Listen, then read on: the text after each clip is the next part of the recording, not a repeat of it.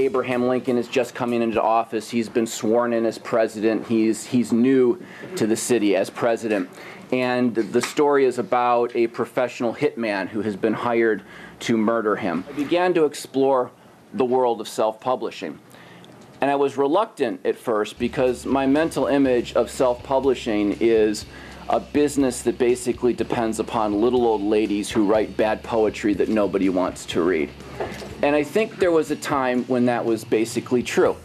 But it's a completely different environment today. Even in the last year or two, the world of self-publishing has changed in important and dramatic ways. And you guys as bloggers and participants in the new media, you understand how the whole world of media is changing from newspapers to television to the book industry. It is all changing. You recently wrote the book, The First Assassin. What inspired you to write this book? Well, I had the idea for it 13 years ago. I was listening to an audio book, a biography of Abraham Lincoln, and I learned about what a harrowing time he had in the first part of his presidency, when there are rumors of assassination attempts, bombings at the Capitol, conspiracies within Washington, and I thought to myself, that would be a great background for a thriller. What experiences have you had with the media and your book?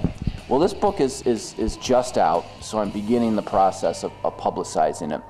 Publicity is the biggest challenge any book faces once it's published. The writing is, in many cases, the hardest part. But when it comes out, you need to connect the book to its natural audience. There's a natural audience for just about everything. They just don't know that a book exists. And so you need to get the word out. And nowadays that means working with bloggers. It means Twittering. It means having a website. Getting as many people talking about it as possible. I've seen over my 10 years, 6 in the House and 5 in the Senate, that the seniority system is probably the root cause of where we are today with so many of the problems we have in our country and so much of the dysfunction. An argument has been made for years that this government is so complex that we need people who've been here for years to be able to understand what's going on. But actually that's a backwards argument, because the reason the government is so complex is that you have people here for so long that they're focused on the politics of the process rather than actually passing legitimate legislation that's helpful to our country. I mean, right now we're not only talking about a federal government takeover of health care, but if you see the bill that's coming out of banking on financial re-regulation, you see that they're creating a quasi-government entity basically to control our whole financial and credit system. What we just did is we created a little scorecard of how different groupings of members voted. Bottom line is, you really have to take your hat off to Speaker Pelosi and Majority Leader Hoyer for majestically pulling together disparate groups of members around bills that really are breathtaking in the scale of what they're trying to do to change the landscape here. Can you tell us a little bit more about your research? Sure.